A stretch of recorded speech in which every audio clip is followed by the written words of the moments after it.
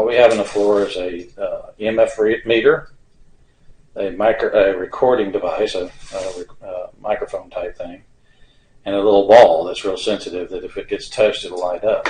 Here, I'll touch it. So you see Melissa touch the ball, that's what it's going to do. So what we're asking is if there's anybody in here.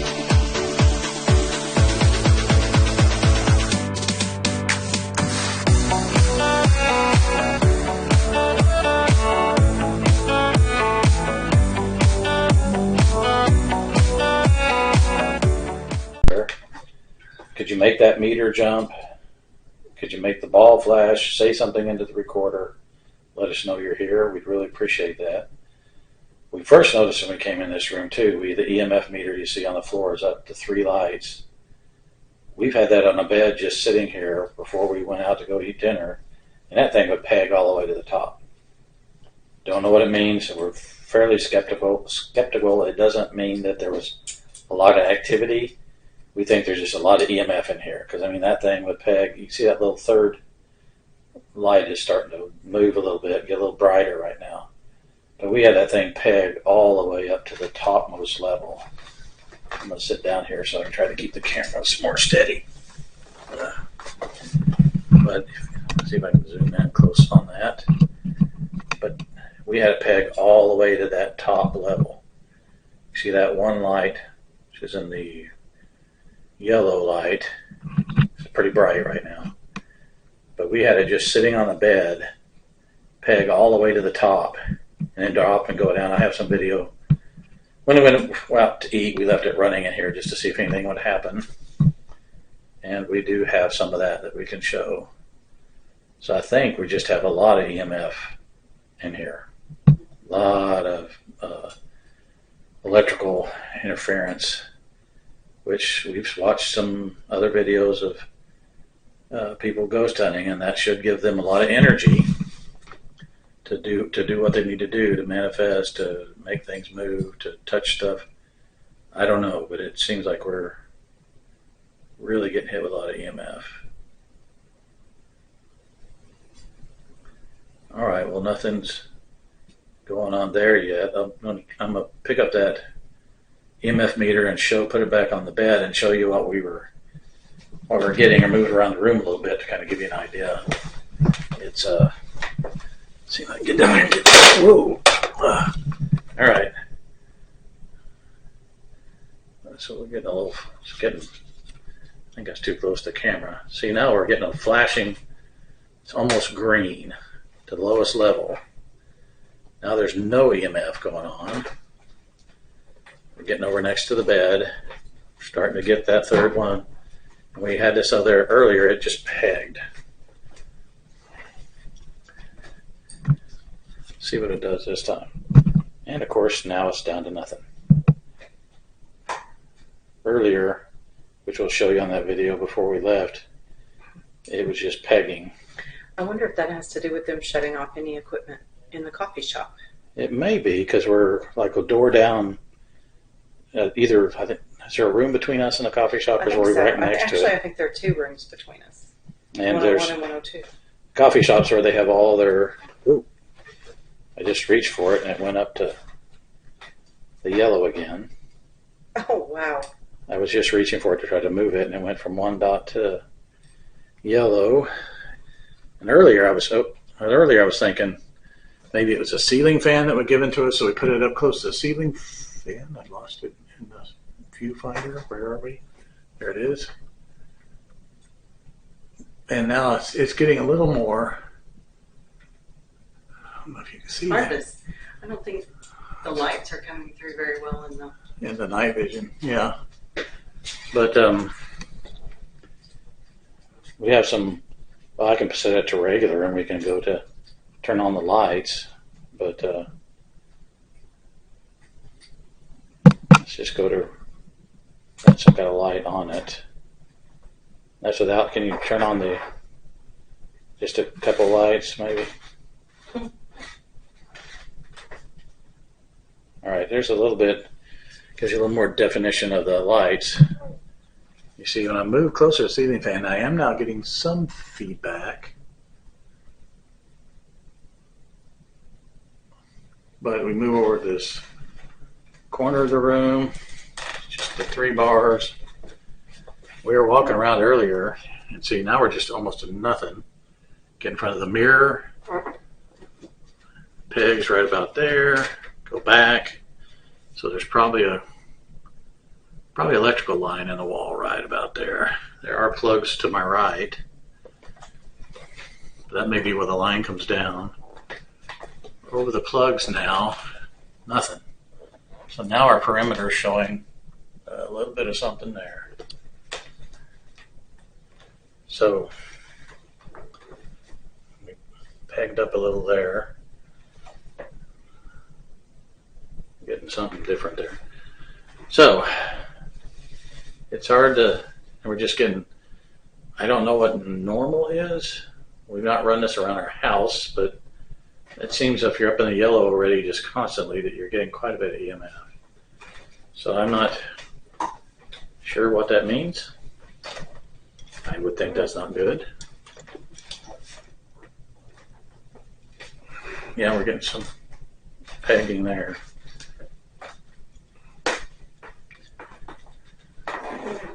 So I don't,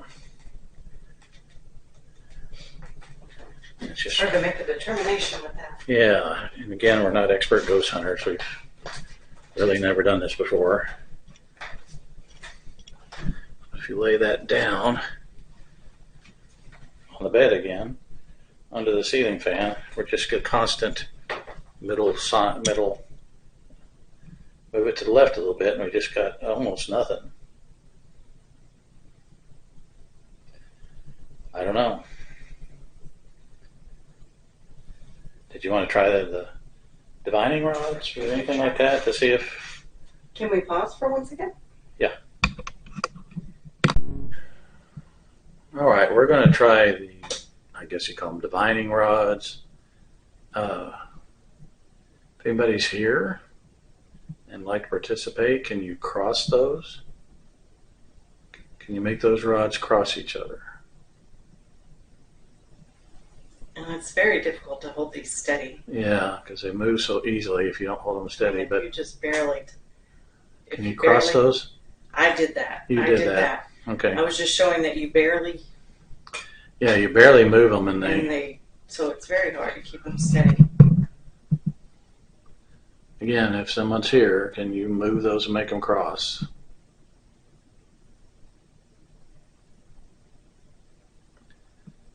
Yeah, I don't see. I think I see them moving a little bit from your breathing and stuff, but I don't see them. Anything that would make me think they're moving across. And the EMF meter's still buzzing in at the 3rd. Keeps going to that orange or yellow light, keeps in and out. So I think we're in a really big electrical interference area here. Yeah, still, if anybody's here, Andrew or anybody, can you make those cross? Do you think you're doing that, or do you think they're going by themselves? I didn't feel the right one. I felt the left one shift a little bit. Okay, if that was you, thank you for participating. Can you uncross them? Right, can you uncross them?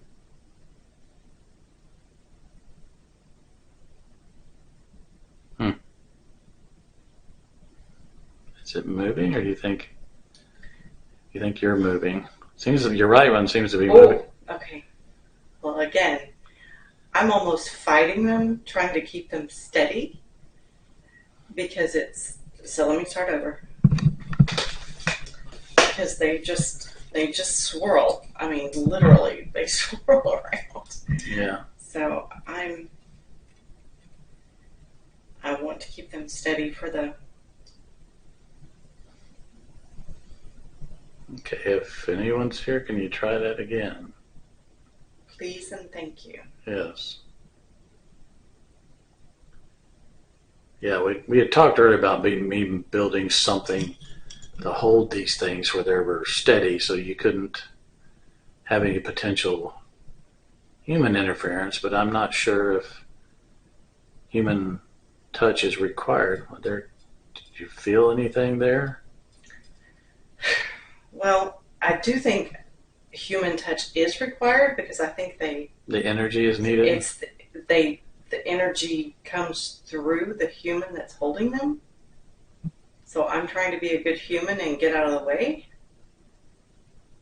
but it's still. Yeah, as I was saying earlier, I was thinking about making a block that would just fit those handles in, and then no human was involved, so you couldn't, we could prove that we're not inadvertently causing it to happen. But then, as we were saying, human energy may be needed to have them operate at all. Not sure. Can you all try to cross it again if anybody's here?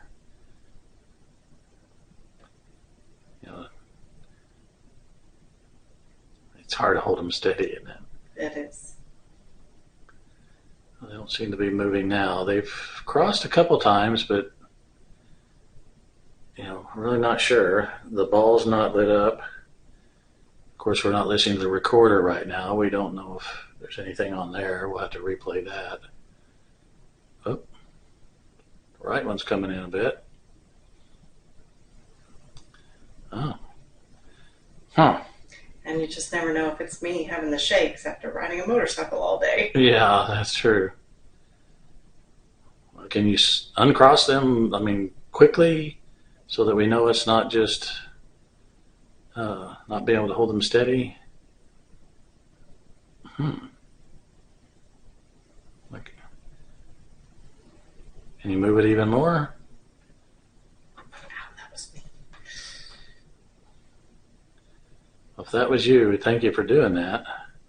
Again, we're not professionals at this, so if we do anything that offends y'all, we don't mean do that either. We're just trying to see if we ourselves can see evidence that y'all are around.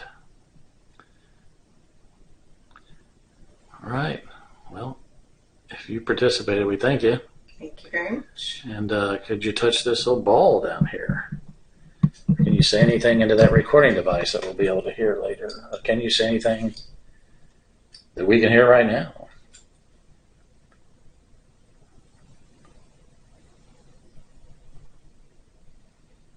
Our meter is steady at, now as soon as I said it was steady, it starts blinking. It's at the between 2.5 and 10 milligauss, which is the flashing yellow. It was holding steady. There's more steady there.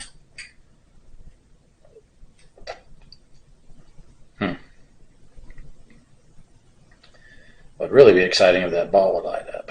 Yeah, that very wonderful. Because we're not touching the ball, so we would know right then that it's something out of our, of course, provided during the big bump, in the house or something. But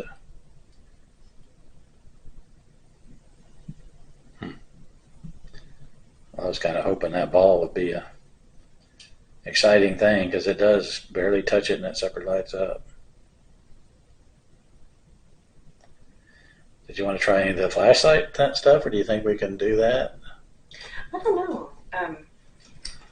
I'll lay this meter down in that area so we can see all in one shot. Now it's going steady. Again, I'm trying to hold the camera steady too from wiggling. We rode in today on motorcycles and may not have the steadiest hand.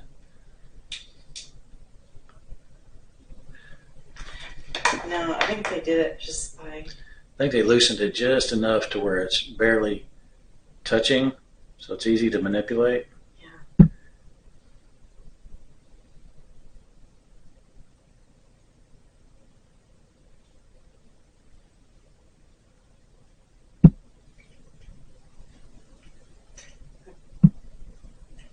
How it comes off before you... Oh, okay. Well, maybe not then. Seems like we can't get it to loosen up enough without just coming apart. Yeah, the minute you... I don't know how much energy it would take, but we just put it down there and see if somebody can turn it on. It obviously would take more than if it was just loosely put together.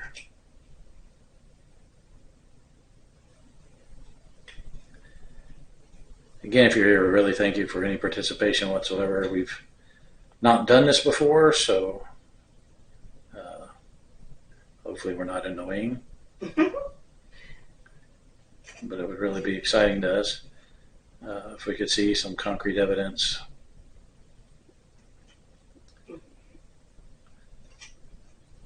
Yeah, it doesn't look like it's gonna. No, the minute it gets. I don't know if it'd be too much energy to try to push it on when it's screwed together. You can set it down there and see if something happens.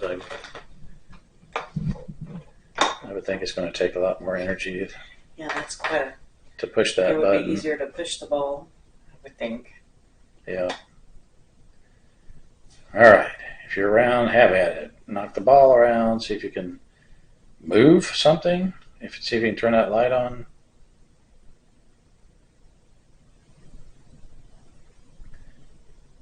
See, our hands are not anywhere near it, so it'll be all you.